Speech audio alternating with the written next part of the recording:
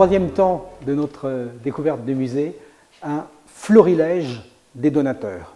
Ceci pour montrer que, en sus de l'action continue de l'État, des acquisitions souvent par préemption en vente publique, en sus de cette vaste opération des Sèvres pour Fontainebleau, à laquelle les amis ont apporté leur concours, il y a des petits ruisseaux ou des petites rivières qui peuvent venir se jeter dans ce grand fleuve qu'est le musée Napoléon Ier. Et pour rendre hommage aux donateurs, une vitrine précisément intitulée Hommage aux donateurs a été inaugurée le 5 mai 2021, bicentenaire de la mort de l'empereur.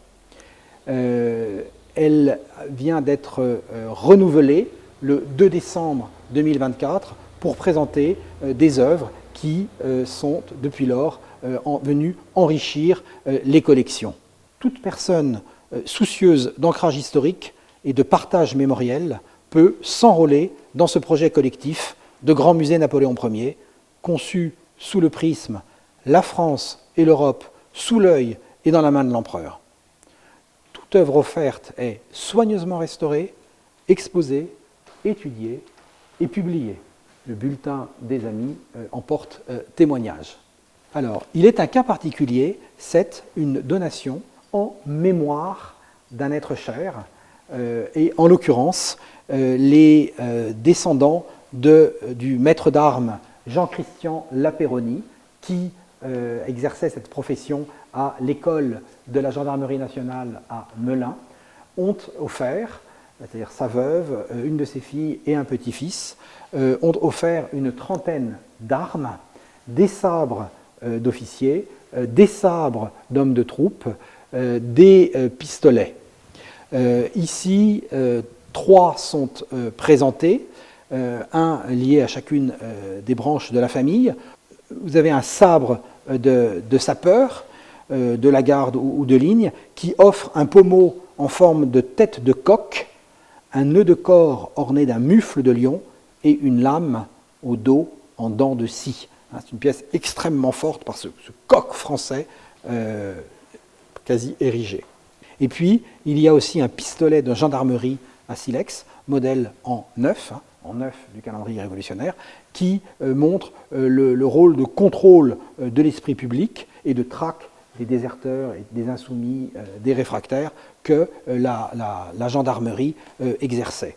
Grâce soit rendue aux héritiers du maître d'armes Jean-Christian Lapeyronie pour leur générosité. Dans ce florilège des donateurs, je voudrais attirer l'attention sur la famille Bougie-Lecause qui a offert ce superbe vase de la Königliche Porzellanmanufaktur de Berlin au portrait du baron Lambert.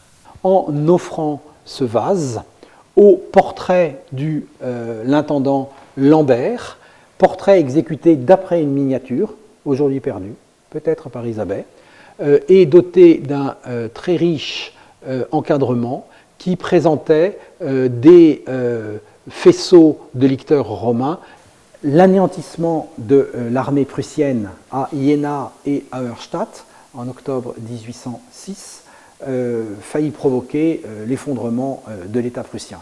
Et la manufacture de porcelaine de Berlin, qui avait été en quelque sorte fondée par Frédéric II, n'avait plus de clients. Les Hohenzollern n'avaient d'autres chats à fouetter que commander des vases. Si bien que c'est la présence des officiers français vainqueurs qui a permis à la manufacture berlinoise de subsister, et ces Français de haut rang ont passé commande de vases. C'est ce que vous voyez ici sur ces vases au profil en biscuit des généraux Clark et son beau-frère d'Astrel de Rivedoux.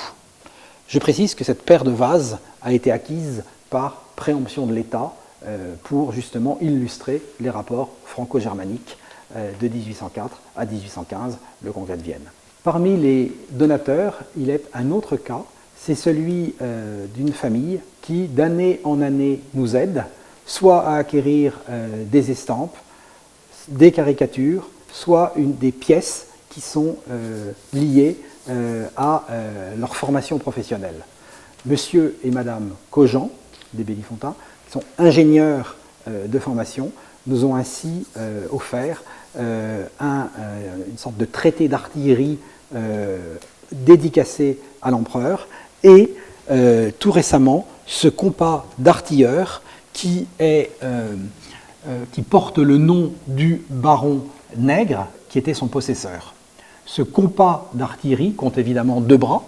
Il permet de mesurer le diamètre des bouches à feu et des boulets, bien sûr.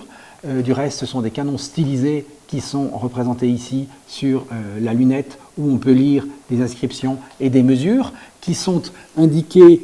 Là, il y a diamètre des boulets, ici, calibre des pièces, et il y a 2 unités de mesure, celle d'Ancien Régime et celle en décimètres, issue de la Révolution.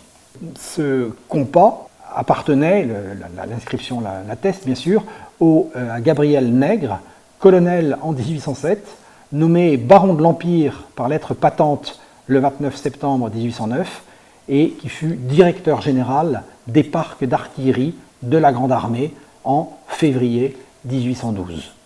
Il est important que les œuvres offertes reflètent soit un aïeul, bien sûr, dans le cas d'une descendance et d'une transmission en ligne directe, soit la passion ou le champ de compétences d'une personne, ainsi la maîtrise des sciences par monsieur et madame Cogent, ingénieurs, ou bien reflète la profession même du donateur. C'est ainsi que Richard de Vauchel a bien volontiers accepté d'aider les amis à acquérir l'habit de premier chambellan de la maison de l'empereur, un peu en écho, si vous voulez, au fait que c'était un hôte délicieux en son hôtel de l'Aigle Noir. Cette fois-ci, il a acquis pour l'offrir, ce portefeuille de Duroc, grand maréchal du palais et duc de Frioul. Grand maréchal du palais, c'est celui qui s'occupait de tous les aspects pratiques, à l'instar d'un hôtelier. Ce portefeuille du grand maréchal du palais Duroc, titré duc de Frioul en 1808, est en maroquin vert, doré à la roulette, marqué au fer sur la face du nom de son propriétaire en lettres d'or, duc de Frioul. La serrure est en métal argenté en forme d'urne. L'intérieur, également en maroquin vert, est signé en lettres d'or poussées sur le maroquin de la maison Garneson au Palais Royal, qui était le fournisseur des grands personnages sous l'Empire.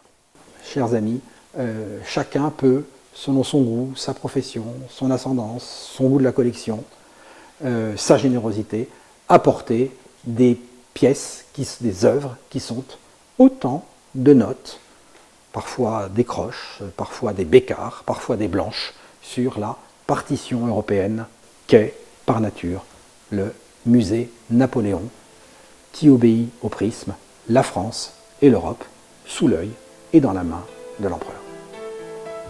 Alors, à l'issue de cette très intéressante visite, je voudrais bien sûr remercier Christophe Beyeler, conservateur général du patrimoine, qui nous a fait visiter le musée Napoléon Ier, un des joyaux de ce château. Quelques mots maintenant sur notre association, les Amis du Château. C'est une association reconnue d'utilité publique qui a un peu plus de 1000 membres, dont un quart de bienfaiteurs, et qui nous aide donc à faire fonctionner cette structure qui ne fonctionne qu'avec des bénévoles. Alors, nos missions, c'est d'abord d'aider le château. Nous l'aidons, bien sûr, par le mécénat, et on a vu quelques exemples tout à fait édifiants de ce que nous faisons. Nos donateurs ou nos bienfaiteurs, lorsqu'ils donnent aux Amis du Château pour une action de mécénat, ont des dégrèvements très importants, puisque 66% pour les particuliers, 60% pour les entreprises, ce qui les encourage à continuer à nous aider. Donc nous aidons le château à acquérir des œuvres, qui autrefois appartenaient d'ailleurs au château la plupart du temps, ou à restaurer les œuvres, et en particulier on a contribué à la restauration de l'escalier en fer à cheval, à la restauration des fresques de la Porte Dorée par exemple, et puis à des acquisitions de tableaux, de vases, comme nous l'avons vu au cours de la visite. Nous aidons le château aussi à accueillir le public lors des grandes manifestations, comme par exemple le Festival de l'Histoire de l'Art ou les Journées européennes du patrimoine. Et à ces occasions, d'ailleurs, nous faisons des médiations, c'est-à-dire que nous expliquons au public ce qu'il y a d'intéressant à voir dans le château. Et puis, vis-à-vis de nos adhérents, nous essayons de leur faire découvrir plus intimement le château en organisant des visites qui sont des visites souvent un peu insolites dans des lieux qui ne sont pas habituellement ouverts, ou pour présenter des expositions temporaires. Et puis nous faisons également des sorties à l'extérieur du château, dans des lieux emblématiques qui avaient un rapport historique avec le château. Et c'est ainsi que nous faisons pratiquement une visite par semaine au profit de nos adhérents, qui, lorsqu'ils adhèrent, reçoivent une carte d'adhérents qui leur permet d'accéder au château en permanence, y compris pendant les expositions temporaires. Et donc c'est une activité qui est tout à fait intéressante pour nous de mieux faire découvrir le château. Nous avons aussi toute une série de publications pour contribuer à la notoriété du château, qui est un château finalement assez mal connu. Il est si vaste avec ses 1536 pièces que le public a un peu de mal à s'y retrouver. Et donc nous publions 2 fois par an un bulletin dans lequel il y a des articles écrits par des conservateurs, des historiens de l'art, qui expliquent des événements qui se sont passés dans le château, des personnages emblématiques qui y ont vécu. Et ces publications sont extrêmement intéressantes puisque les conservateurs du château en particulier écrivent très régulièrement dans ce bulletin. Et puis chaque année, nous publions aussi un dossier qui est un document plus important.